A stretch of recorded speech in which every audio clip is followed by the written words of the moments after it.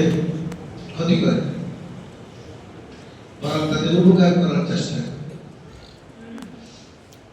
কিন্তু যারা কাফের জিন, ওরা সুযোগ পায় বেশি যখন আমরা আল্লাহ পাকের হুকুম অনুযায়ী আমল না করি, তখন তাকে ভয় করে। খারাপ জিন, কাফের জিন, এগুলি মুসলমানদের পারিবারিক, সামাজিক, এগুলি কলহ সৃষ্টি করে, অশান্তি সৃষ্টি করে।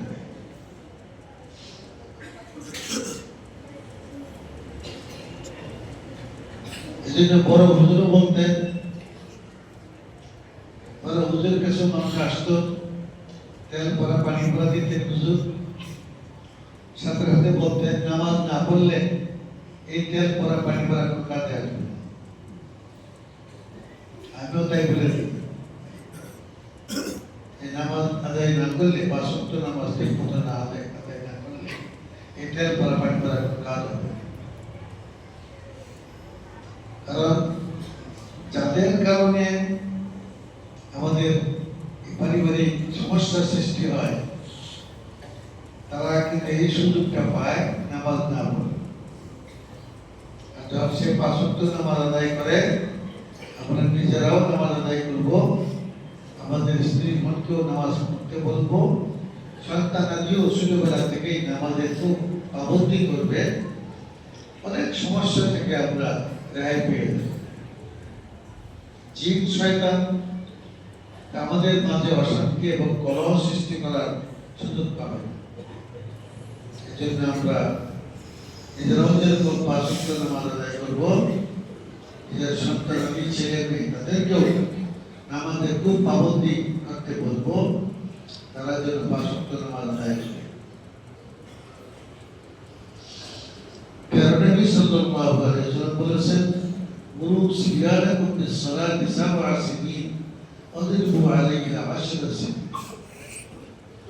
৭ বছর বয়স ছেলে হোক আর মেয়ে হোক, তাদেরকে নামাজের হুকুম করো। আল্লাহ নবী বলেছেন, নামাজ ফরজ হয় সাবালক হওয়ার পরে, সাবালক সাবালিকা হওয়ার পর ফরজ। ৭ বছর বয়সে কোন পুরুষ বা মহিলা কিছুতেই সাবালক পায় না। মহিলারা ৯ বছর বয়সে সাবালিকা হইতে পারে, আর পুরুষ ১২ বছর বয়সে সাবালক হতে পারে। কিন্তু তাদের বয়স যখন ১৫ বছর হয়ে যায়, তখন তারা সাবালক সাবালিকা হয়ে যায়।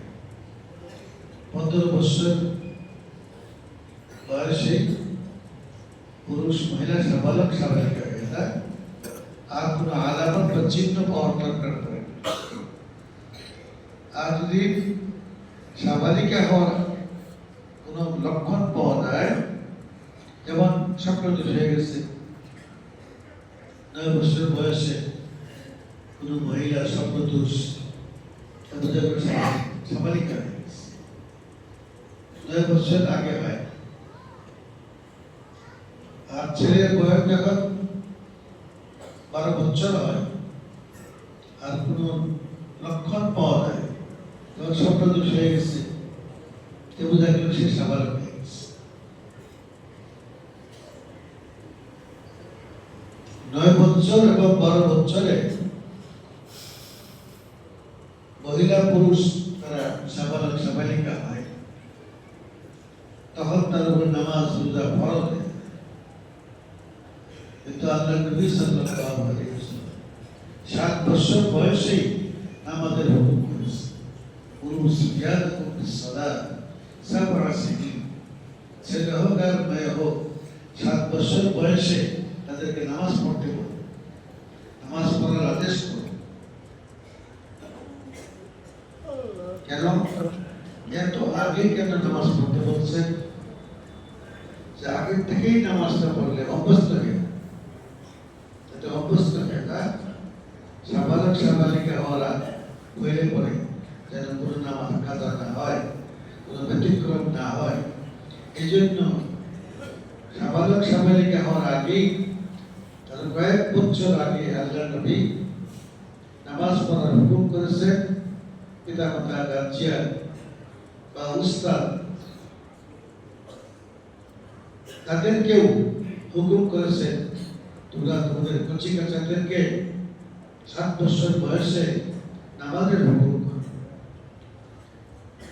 পিতা মাতার যেরকম দায়িত্ব, উস্তাদেরও এরকম দায়িত্ব, তারাও নিজের ছাত্র ছাত্রীদেরকে 7 বছর বয়সে নামাজ অভ্যস্ত করে। এটা তাদেরও দায়িত্ব। নবী সাল্লাল্লাহু আলাইহি ওয়াসাল্লাম বলেছেন, তার হুকুম পালন করা আমাদের জন্য অবশ্য কর্তব্য। এর যে উপকারিতা, এটা সীমাহীন উপকারিতা আছে। একটা মনের শান্তি, দুনিয়া আখিরাতের জীবনের সমস্যার সমাধান, পারিবারিক সম্প্রীতি, শান্তি, সামাজিক এবং রাষ্ট্রীয়ভাবেও আমরা শান্তি পাব যখন আমরা নামাজি হয়ে। অনেক দুঃখের কথা যে আমাদের দেশে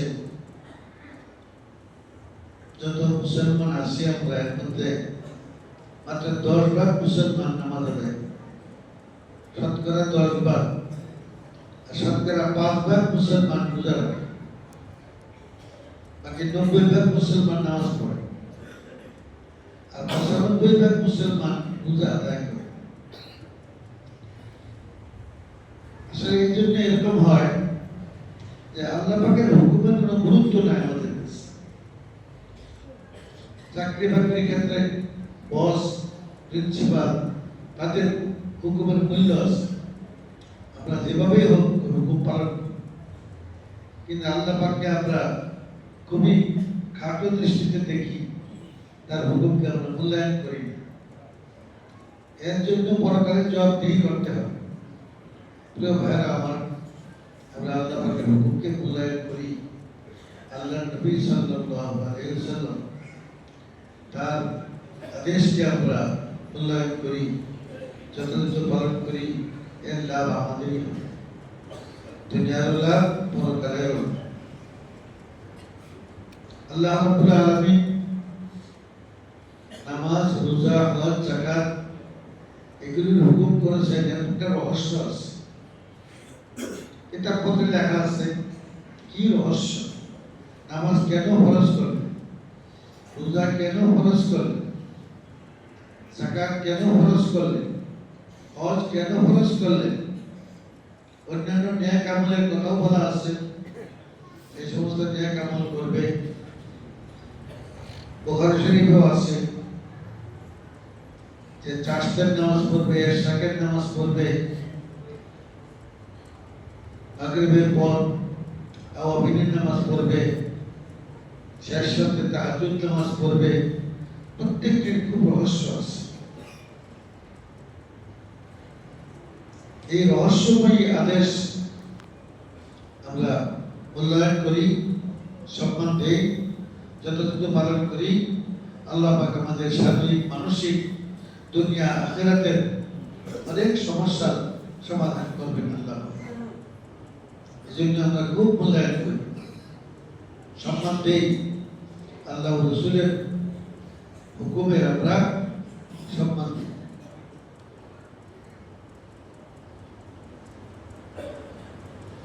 এবং মৃত্যু পর্যন্ত আমরা 5 ওয়াক্ত নামাজ ঠিক মতো আদায় করি। যাকাত ফরজ হলে হিসাব করে যথাস্থানে যাকাত আদায় করি। হজ ফরজ হলে আমরা হজটাও আদায় করে নেই। অনেকে হজ ফরজ হওয়া সত্ত্বেও হজ করে না, উমরা করে। উমরা খরচ কম, হজে খরচ বেশি, হজ করে। ছোট হজই করবে, বড় হজ করতে না পারে, ছোট হজটাই করবে না। হজ যদি ফরজ হয়ে যায় ভাই, এর বিনিময়ে 100 উমরা করে, 1000 উমরা করে, ওই এক হজের ফরজ আদায় হবে না। হজের আগে যদি কেউ উমরা করে, এটা একটু ভালো সুবিধা আছে, জায়গাগুলি চেনা জানা হয়ে যায়, হজ করতে সময় সুবিধা, পরিচিত জায়গায় যেতে পারবে, পরিচিত জায়গা মনে হবে। এই জন্য হজের আগে যদি উমরা করে ফেলে কেউ, এটা খারাপ না ভালো। তো ফরজ হজ যদি ফরজ হয়ে যায় তাহলে তারা হজ করতে হবে, উমরার দ্বারা হজের ফরজ আদায় করে।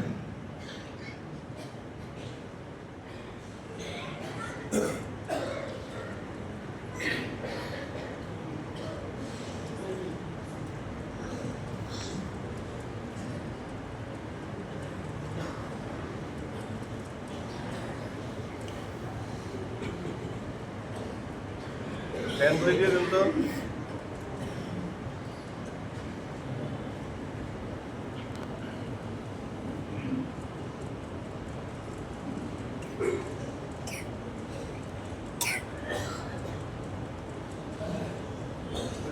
মেহরবানি করে ফ্যানগুলি দিয়ে দেন। ফ্যান ফ্যান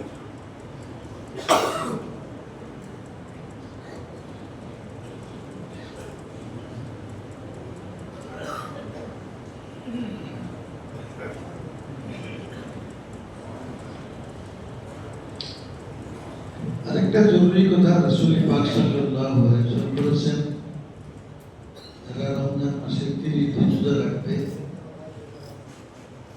অনেক সময় রমজান 29 দিনে হয়, 29 দিন রোজা রাখলেও যদি 29 মাস যায় তাহলে 30 দিনের সওয়াব দেবেন না, 30 দিন রোজা রাখার সওয়াব। রাসূলুল্লাহ সাল্লাল্লাহু আলাইহি ওয়াসাল্লাম ইরশাদ করেন, এই 30 দিন রোজা রাখার পর যে শাওয়ালের 6 রোজা রাখবে, শাওয়ালেরও 6 দিন রোজা রাখবে, সারা বছর রোজা রাখার সওয়াব পাবে। কারণ মান জাআ বিল হাসানাতি ফালাহু আশরু আমসালিহা, একটা নেকি যদি কেউ করে আল্লাহ পাক তার 10 গুণ নেকি দেন। একদিন রোজা রাখলে 10 দিনে 30 আর 6 দিন রোজা রাখলে 360 দিনের রোজা সওয়াব। যদি আমরা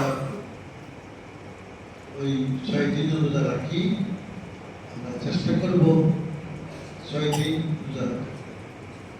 6 দিনের রোজা লাগাতার রাখা, 6 দিনে 6 রোজা রাখতে। মাঝখানে 1-2 দিন বিরতি দিয়েও 3 রোজা, পরে 1-2 দিন বিরতি দিয়ে আবার 3 রোজা, এইভাবেও করা যায়।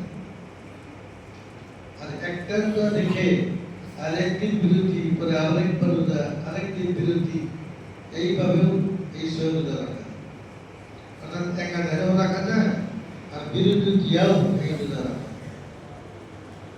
এই জন্য 29-30 দিনে মাস হয়, এই এক মাসের মধ্যে আমরা 6টা রোজা রাখার চেষ্টা করব।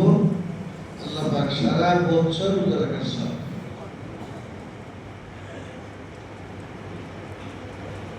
রোজা রাখার যেমন ফজিলত আছে হাদিসে, জাগতিক ভাবেও রোজা রাখার অনেক উপকারিতা আছে।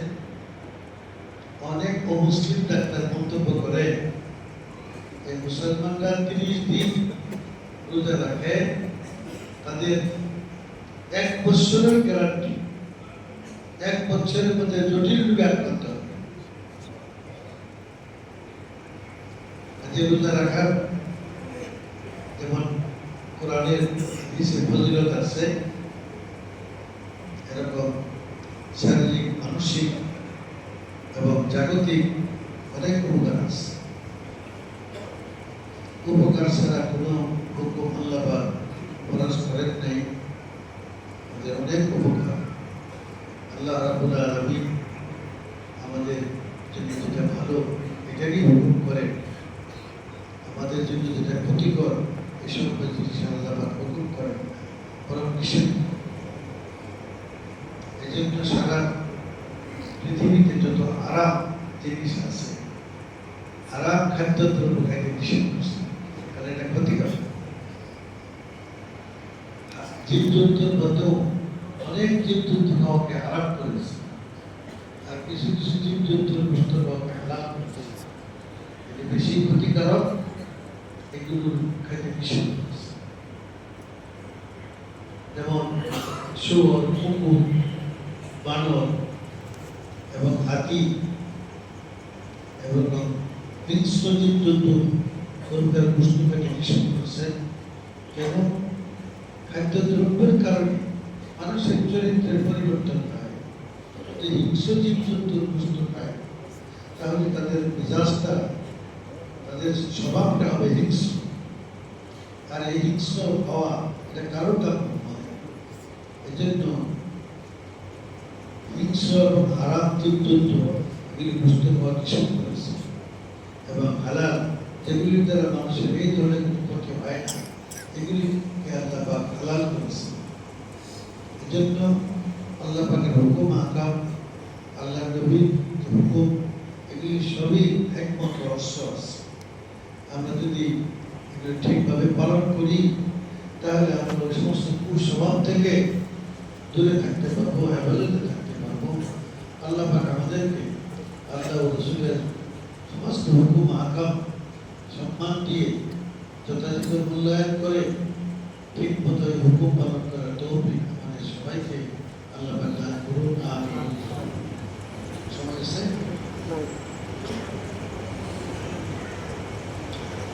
ঈদের নামাজ, ঈদুল ফিতর এবং ঈদুল আযহা আমার বছরে একবার ঈদুল ফিতর, একবার ঈদুল আযহা।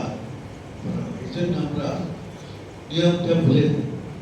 আসলে ঈদুল ফিতর, ঈদুল আযহার করার নিয়ম অন্যান্য নামাজের মতো, একটু পার্থক্য হলো ইমাম প্রথম রাকাতে নিয়ত করে সানা পাঠ করে, সানা পাঠ করার পর 3 বার কান পর্যন্ত হাত উঠাবে, আল্লাহু আকবার বলবে 3 বার। প্রথম 2 বার কান পর্যন্ত হাত উঠিয়ে আল্লাহু আকবার বলে হাত ছেড়ে দিবে 2 বার, আর 3য় বার হাত বেঁধে দিবে। এটাই প্রথম রাকাতের পার্থক্য। এরপরে তো আলহামদুলিল্লাহ পাঠ করবে, রুকুতে যাবে যথা নিয়মে। দ্বিতীয় রাকাতে রুকুতে যাওয়ার আগে 4 বার আল্লাহু আকবার এবং 3 বার হাত কান পর্যন্ত উঠিয়ে ছেড়ে দেবে।